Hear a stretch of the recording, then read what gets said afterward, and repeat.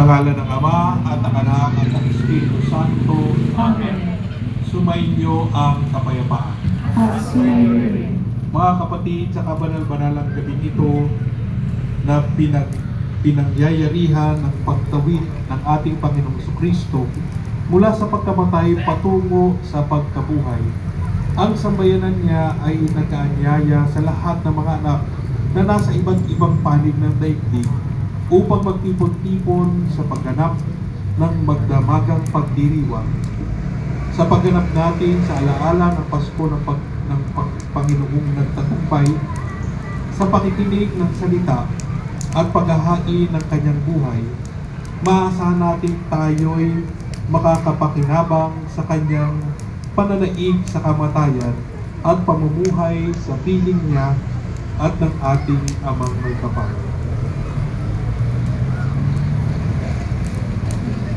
Amang makapangyarihan, sa pamamagitan ng iyong anak, kami iyong dinudulutan ng ningas ng iyong kaliwanagan.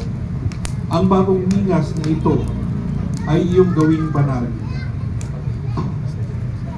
At ipagkaloob kami pagningasin nitong aming pagdiriwang upang makasapit kaming may dalisay na kalooban sa walang maliw na kaliwanagan sa pamamagitan ni Jesucristo kasama ni Espiritu Santo magpasawalang hanggan.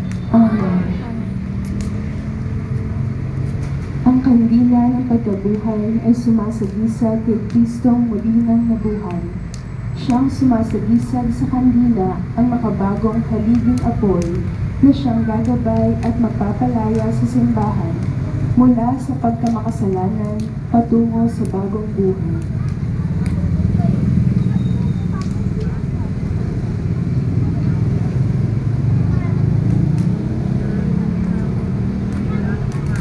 Si Kristo ang nagmahal noon sa bayang hinirang upang ngayon pa rin siyang napatnubay. Si Jesucristo'y nabuhay at siya'y ating kaliwanagan. Si Kristo ang nagmamahal simula pa noong araw, wakas natin siya'y hantungan. Si Jesucristo'y nabuhay, siya'y ating kaliwanagan. Si Kristo ang pinagmulan, alphay sa kisap niyang tunay. Siya'y ating pinanggalingan. Si Jesucristo'y nabuhay, siya'y ating kaliwanagan.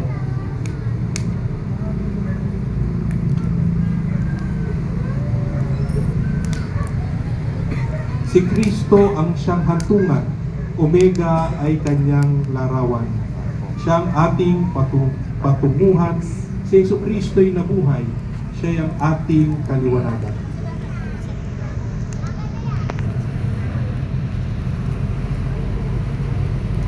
Kay Kristo ay nabibilang lahat ng panahon at araw, bawat yugto ng pag-iral. Si Jesucristo'y nabuhay, siya ating kaliwanagan. Si Kristo ay nabibilang mga taong daang-daan, hari siya ng kasaysayan. Si Jesucristo'y nabuhay, siya'y ating kaliwanagan.